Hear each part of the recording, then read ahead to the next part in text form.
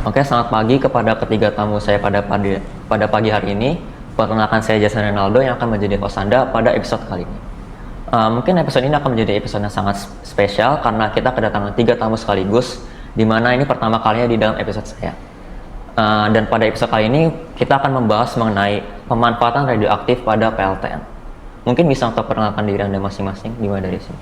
Baik, perkenalkan, nama saya Penaldo Pesi dan saya merupakan seorang insinyur nuklir yang saat ini bekerja di perusahaan Amerika bernama Thorncop. Di sini perusahaan kami memiliki visi untuk menyediakan energi listrik bagi perkotaan menggunakan energi nuklir. Bisa dilanjutkan? Baik, perkenalkan saya Rafael Santoso dan saya saat ini bekerja sebagai fisikawan dan ilmuwan di sebuah universitas negeri ini. Kalau boleh tahu di mana tuh universitasnya? Saya saat ini di Universitas Gadjah Mada. Mungkin bisa dilanjutkan? Baik, saya perkenalkan, saya Bernadette Zahra. Saya saat ini bekerja sebagai ahli kesehatan, khususnya di bidang radiologi. Nah, sebelumnya saya telah lulus di sebuah universitas dan menempuh pendidikan dalam jurusan kedokteran selama 7 semester. Oke, mungkin karena udah perkenalan, kita langsung aja masuk ke inti dari podcast kita kali ini ya. Tadi saya dengar dari Pak Pesi kalau mengatakan bahwa Anda bekerja sebagai insinyur PLTN. Nah, kira-kira apa sih yang Anda lakuin sebagai insinyur PLTN itu sendiri? Karena jarang-jarang saya dengar nih ada pekerjaan yang namanya insinyur PLTN. Iya, emang jarang didengar sih karena di Indonesia sendiri kan tidak memiliki PLTN ya. Karena memang terbatas PLTN di berbagai negara. Di keseharian saya bekerja memantau kondisi PLTN apakah berjalan lancar, secara optimal dan juga efisien. Di sana saya memperhatikan seperti tekanan, suhu, dan stabilitas PLTN agar dapat memproduksi energi listrik dan energi nuklir secara optimal. Dan saat ini perusahaan saya juga sedang lakukan pembangunan reaktor baru, reaktor modular atau skala kecil, dan saya juga berpartisipasi dalam merancang desain reaktor tersebut dan juga memberikan inovasi-inovasi baru terkait dengan teknologi yang akan digunakan. Tadi reaktor modular itu reaktor skala kecil ya? Iya benar, itu reaktor yang memakan biaya yang lebih kecil, tetapi juga menghasilkan energi listrik yang lebih kecil juga. Gitu. Oke. Nah, kira-kira nih, apa sih yang membuat Anda tertarik untuk bekerja sebagai insinyur PLTN itu sendiri? Iya, pertama-tama saya tertarik dengan fisikanya ya. Jadi pada saat SMA itu ada pelajaran yang lumayan seru, logika dan juga matematika, dan juga saya ketemu guru yang emang mendorong saya untuk belajar terus lah. Ya, guru itu bisa menjelaskan materi dengan menyenangkan dan juga ya detail. Dan setelah itu akhirnya saya lanjut studi ke Amerika dan di sana saya ketemu dengan pacar saya, Elsa, dan kami akhirnya memutuskan untuk bekerja bersama di PLTN. Gitu. Berarti Anda bucin ya orangnya? Ini bukan kebucin sih, yang mau bekerja ke PLTN itu sebenarnya saya. Oke. Bukan dianya. Jadi saya memutuskan. Gitu. Dari tadi kan kita bahas PLTN nih. Saya jujur masih bingung bagaimana prinsip kerja PLTN itu sendiri yang bisa mengubah dari energi nuklir sehingga jadi energi listrik yang bisa kita pakai untuk sehari-hari. Oke. Jadi awal-awal energi nuklir didapatkan dari pemecahan atom yang tidak stabil ya. Contohnya adalah thorium, uranium atau plutonium. Jadi di PLTN ada yang namanya reaktor di mana kami menyimpan bahan-bahan mentah berupa atom yang tidak stabil tersebut. Kemudian atom tersebut akan bereaksi secara fisi, artinya atom tersebut akan pecah atau pecah menjadi bagian lebih kecil atau juga disebut splitting atom. Dan pada saat pecah, atom tersebut akan menghasilkan energi panas, sinar gamma dan juga partikel beta. Ya. Energi panas tersebut suhunya mencapai jutaan derajat Celcius, di mana cukup untuk menguapkan air dengan volume tinggi. Dan uap yang dihasilkan itu memiliki tekanan yang tinggi sehingga dapat menggerakkan turbin-turbin di atas reaktor. Dan turbin-turbin digerakkan kan memiliki energi kinetik ya, akhirnya dapat dikonversi menjadi energi listrik menggunakan generator. Dan air yang di dalam reaktor juga berfungsi sebagai sistem pendingin reaktor itu sendiri. Bagaimana air itu bisa menjadi pendingin dari reaktor itu sendiri? Sebenarnya lebih tepatnya bukan sebagai pendingin sih, sebagai penstabil suhu. Karena kan tadi balik lagi energi yang dihasilkan kan sangat panas ya, jutaan derajat Celcius. Akhirnya makanya kita butuh suatu zat lain untuk menstabilkan suhu supaya reaktornya tidak overheat. Bila reaktornya overheat maka dapat menyebabkan malfungsi pada reaksinya dan juga perubahan struktur pada reaktor itu sendiri. Makanya penting sekali air ya sebagai penstabil suhu. Gitu. Dan juga air yang menguap itu akan dikondensasi lagi sehingga berubah bentuk menjadi air lagi. Jadi dapat digunakan secara terus-menerus. Jadi siklus penguapannya terus-menerus sehingga kami tidak perlu memasok air lagi. Oke. Gitu. Nah, yang saya dengar-dengar nih, kalau penggunaan PLTN itu sendiri kan bisa menghasilkan limbah nuklir ya. Nah, kira-kira ada nggak sih dampak limbah nuklir itu buat lingkungan? Mungkin bisa dijelaskan oleh Bu Zara. Kalau dampak buat lingkungan sendiri itu pasti ada. Nah, kalau yang pertama nih dapat berdampak pada infertilitas tanah.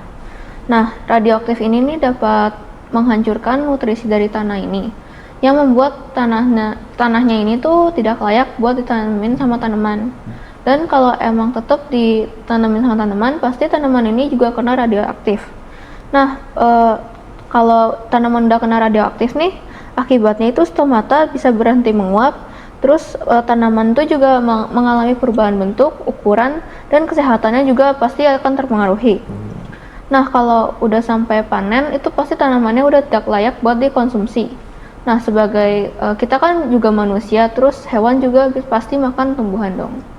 Nah, makanya dampaknya ini bisa menyebar luas ke hewan dan juga kita, yaitu manusia. Nah, yang kedua ini limbah nuklir juga bisa berdampak buruk bagi air. Nah, kalau limbah nuklir ini yang mengandung radioaktif dapat mencemari air laut dan organisme yang hidup pasti akan kena. Nah, ini tuh juga dapat akhirnya merusak ekosistem laut dan berdampak juga pada rantai makanannya. Berarti limbah dari nuklir ini sebenarnya sangat berbahaya buat lingkungan. Iya, kalau mengandung radioaktif terus belum diproses, belum diolah, langsung dibuang begitu aja sembarangan, pasti itu berbahaya. Oke, kira-kira kalau untuk Pak Pesi nih yang bekerja di PLTN, kira-kira ada nggak sih protokol atau mungkin tata cara pembuangan limbah agar tidak berbahaya atau berdampak buruk bagi lingkungan sekitar kita? Oh ya, pasti ada. Ya. Jadi pertama-tama kami akan melakukan klasifikasi limbah-limbah tersebut terkait dengan jenisnya. Jadi kan dibedakan menjadi dua jenis, yaitu limbah yang radioaktif dan juga limbah yang non-radioaktif. Limbah radioaktif ini dapat menghasilkan sinar radiasi yang berdampak buruk, seperti yang sudah dijelaskan oleh Ibu Zara tadi. Di sini limbah radioaktifnya akan diolah lebih lanjut, bisa dalam bentuk pemurnian, pengenceran, ataupun penghilangan isotop. Dan pengolahan tersebut ditujukan untuk mengurangi ya sifat radiasi dari limbah tersebut. Dan pada saat sudah berkurang, kami akan menyimpannya dalam kapsul yang bisa menahan sinar radiasi. Kapsul itu biasanya terbuat dari beton ya, karena beton itu mampu menahan sinar radiasi. Dan juga setelah kami menyimpannya di dalam kapsul, kami menguburnya di tanah. Dan penguburan ini merupakan sistem pembuangan terakhir, di mana kami menguburnya sedalam sekitar 30-40 meter, agar jauh dari manusia dan juga lingkungan. Kemudian, untuk limbah yang non-radioaktif, kami akan mengolahnya juga, agar sifat-sifat kimia yang beracun dapat berkurang ya, sifat racunnya. Dan kami juga akan membuangnya ke pengolahan limbah selanjutnya. Mungkin untuk Bapak Jason sendiri, kalau mendengar PLTN terus limbah radioaktif itu bingung kan ya? Nah, kalau saya ingin menjelaskan lebih lanjut ya. Radioaktivitas itu sebenarnya suatu zat dalam atom yang memiliki jumlah inti yang banyak gitu, dan dalam kondisi yang kurang stabil dan mampu memancarkan energi. Karena zat itu melakukan yang namanya itu peluruhan.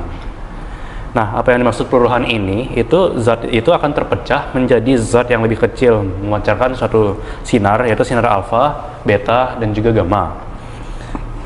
Seperti yang sudah dijelaskan oleh itu Bapak Pesi tadi. Zat yang lebih kecil inilah yang menghasilkan limbah yang paling banyak ini, dan sekaligus menghasilkan energi yang dapat kita gunakan untuk energi alternatifnya. Nah, kalau bisa diimajinasikan itu seperti di bom nuklir, itu kan kita anggap itu berbahaya kan ya, berbahaya sekali. Nah, di bom nuklir itu ada unsur satu-satunya itu uranium. Dan yang kita bisa sebut itu uraniumnya itu reaktan. Saat bom itu meledak, uranium tersebut akan membelah menjadi zat atom yang lebih kecil, yaitu seperti kripton.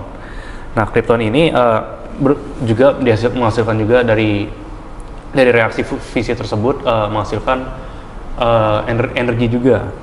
Nah, sehingga Ya, dapat digunakan sebagai energi alternatif. Dari kripton tersebut juga dapat dipecahkan menjadi zat yang lebih kecil lagi, dan itu akan dilangsungkan berterus sampai habis. Nah, makanya energi yang dihasilkan itu banyak, juga sekaligus limbahnya itu juga banyak. Itu. Nah, sebenarnya sih ada lagi reaksi yang dalam radioaktivitas, yaitu reaksi fusi. Nah, reaksi fusi ini untuk menggabungkan atom tapi sangat sulit untuk dilakukan. Nah, kenapa? Karena ada dalam reaksi fusi ini memerlukan suhu yang sangat tinggi. Nah, suhu yang sangat tinggi itu seperti suhu matahari yang di luar ekspektasi kita. Nah, makanya itu di matahari itu bisa terjadi reaksi fusi seperti seperti penggabungan hidrogen di matahari itu, ya. Nah, ini sebenarnya juga pada reaksi fusi ini juga bisa dilakukan untuk dari manusia, tetapi pada tempat spesifik saja. Nah, yang saya tahu di negara Amerika terdapat PLTN yang ada alat untuk mencapai suhu tinggi tersebut, tetapi secara umum ini hampir tidak ada di tempat lainnya. Oke. Nah, dari tadi kan kita bahas cara kerja PLTN, limbah dari PLTN. Mungkin sebenarnya ada nggak sih kayak manfaat dari zat radioaktif itu sendiri? Kalau manfaat itu pasti ada, karena saya sendiri itu bekerja pada bidang radiologi kan. Nah, yang pertama ini ada manfaat dalam bidang pertanian. Nah, radioaktif ini dapat digunakan untuk memberantas hama.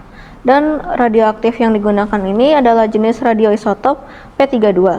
Nah, dari radioisotop ini juga kita bisa tahu cara pemupukan benar itu bagaimana, dan juga kita bisa mengetahui umur tanaman kapan saatnya akan diberi pupuk. Nah, yang kedua ini ada dari bidang arkeologi, yaitu manfaatnya radioaktif bisa mengetahui usia fosil yang ditemukan dan umur tanah dan batuan. Jenis radioaktif yang dipakai ini adalah jenis radioisotop C14. Yang ketiga ini adalah dari bidang industri, di mana radioaktif itu mampu menembus logam padat dan biasanya digunakan untuk mengukur ketebalan benda padat itu sendiri. Kemudian juga bisa digunakan untuk mengukur ketebalan tanah, terus menjaga produksi timah, dan yang terakhir mengawetkan benda khususnya yang terbuat dari kayu. Nah, yang terakhir ini adalah bidang dari kedokteran, yaitu bidang saya sendiri, di mana radioaktif ini bisa digunakan sebagai terapi penyakit kanker, dan jenis yang digunakan inilah radioisotop C60. Kemudian ada juga jenis yang lain, yaitu Fe59, untuk mengetahui kecepatan produksi sel darah merah dari seseorang. Oke. Berarti manfaatnya itu bisa dimanfaatkan dalam berbagai bidang ya? Iya. Oke. Mungkin saya pernah dengar ya kayak ada pernah kebocoran dari PLTN itu sendiri. Nah, kalau misalnya ada kebocoran pasti ada radiasi nuklir yang keluarkan. Kira-kira tuh radiasi nuklir itu ada dampaknya nggak sih? Yang dampak berbahaya buat manusia itu sendiri atau yang di sekitarnya? Sebelumnya itu sebenarnya udah pernah kejadian ya, di mana ada seorang yang bekerja di PLTN. Nah, terus ini terjadi kecelakaan karena PLTN ini terjadi ledakan. Nah, akibatnya nih si orang ini menerima dosis yang lebih tinggi dari seharusnya, dan itu jauh lebih tinggi. Nah, jadi dampak bagi dia sendiri itu DNA-nya itu menghilang, sehingga dia juga dapat diidentifikasi itu sebagai manusia pertama yang hidup tanpa DNA. Nah, kejadian ini tuh terjadi di Jepang, dan emang itu beritanya sudah terkenal dan menyebar luas. Nah, setelah kecelakaan tersebut, sekitar 83 hari itu, dia akhirnya juga meninggal. Nah, secara wajar nih, setiap manusia nih pasti menerima radiasi radioaktivitas sendiri. Tapi kalau paparan dari lingkungan yang biasa itu, dosisnya tuh rendah banget, dan kalau terjadi terus-menerus. Tapi itu tidak berbahaya bagi kita. Nah, yang lebih buruk itu kalau kita sendiri menerima dosis yang tinggi. Tapi meskipun waktunya cuma sebentar, itu dampaknya bisa buruk.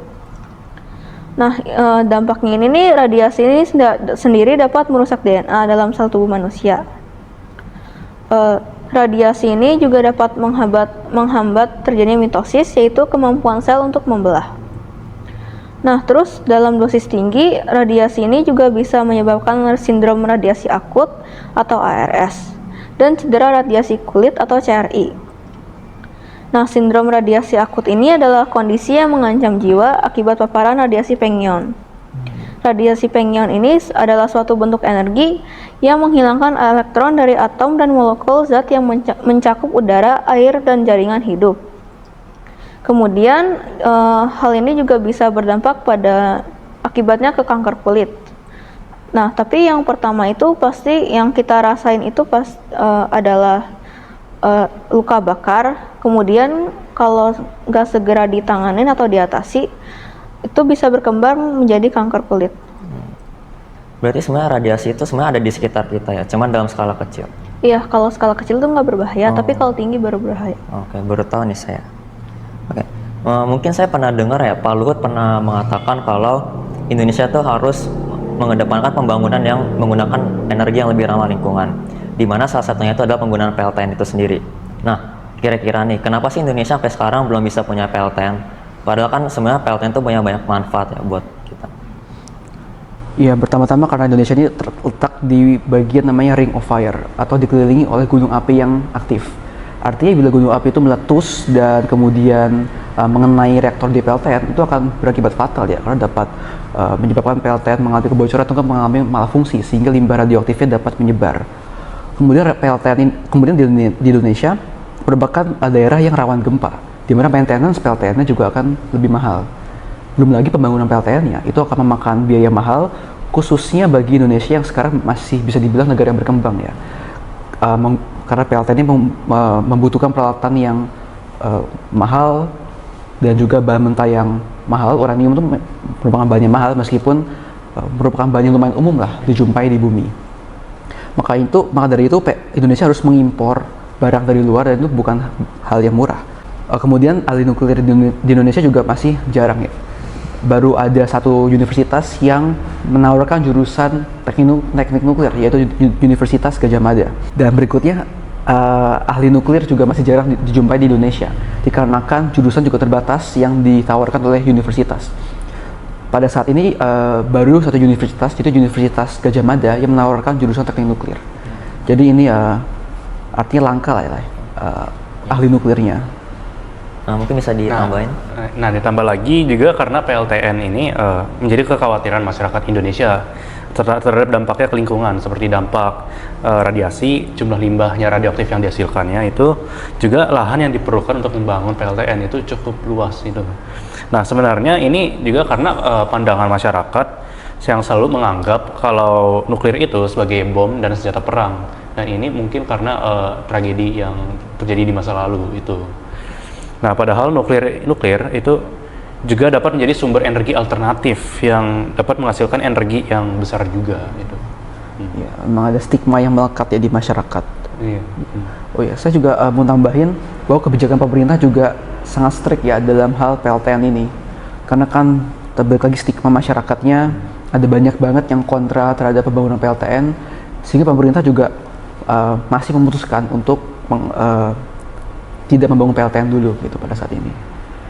Mungkin dari yang tadi pendapat-pendapat kalian, kira-kira ada nggak sih langkah-langkah yang bisa kita lakuin supaya Indonesia tuh bisa punya PLTN ke depannya? Ya pasti yang pertama-tama adalah memberi informasi ke masyarakat untuk mengubah stigma mereka ya, sehingga mereka tidak selalu memandang nuklir sebagai persenjataan, tapi juga bisa sebagai sumber energi. Juga kedua, Indonesia ini sebenarnya masih belum memenuhi syarat-syarat yang diperlukan untuk negara untuk mempunyai PLTN. Jadi ada yang namanya BATAN atau Badan Atom Internasional. Itu adalah merupakan badan yang bertugas untuk mengawasi pemanfaatan energi nuklir di seluruh dunia. Dan saat ini Indonesia masih belum memenuhi 19 persyaratan, mulai dari segi infrastruktur maupun lainnya ya. Makanya ini merupakan masih hal yang challenging lah bagi Indonesia sendiri. Dan juga kedepannya Indonesia juga harus lebih mengembangkan jurusan teknik nuklirnya agar bisa menjadi ilmu yang lebih common, sehingga bisa banyak orang belajar dan juga berkontribusi ya dalam membangun PLTN. Terus juga dalam soal dana, ini juga harus mencari sumber-sumber investasi yang besar, karena balik lagi kan pembangunannya dan maintenance-nya butuh dana yang sangat besar. Ya, mungkin ada yang mau tambahin? Oke, kalau misalnya nggak ada, mungkin sekian untuk podcast pada episode kali ini. Terima kasih kepada ketiga tamu saya. Hari ini saya belajar banyak banget dari kalian semua. Saya belajar kayak bagaimana tadi cara kerja PLTN, bagaimana dampak radioaktif, bagaimana dampak limbah nuklir. Oke, terima kasih. Ya, saya juga ya belajar banyak ya dari segi dari bidang kesehatan dalam radiologi ya. Bu Zara ini pengetahuan lebih lah mengenai bahwa PLTN bisa digunakan dalam pertanian, dalam banyak hal lain di bidangnya. Gitu. Saya juga belajar banyak, terutama dari Bapak Penaldo Pesi. Pasti ya. Sebagai insinyur nuklir, karena saya ini kan di insinyur nuklir di Indonesia kan hampir tidak ada kan ya. Nah itu kesempatan saya juga untuk mengetahui Bapak ngapain. Saya juga belajar banyak sih dari mereka berdua ya, karena saya jadi tahu tuh cara kerja PLTN bagaimana. Terus saya juga ketahui tentang reaktor, pengolahan limbah dari nuklir juga. Terus saya juga jadi tahu tentang konsep peluruhan. Dan yang paling penting tuh alasan Indonesia kenapa belum ada PLTN sampai sekarang. Oke, baik. Sekian untuk episode kali ini. Oke, terima kasih. Terima kasih. Terima kasih.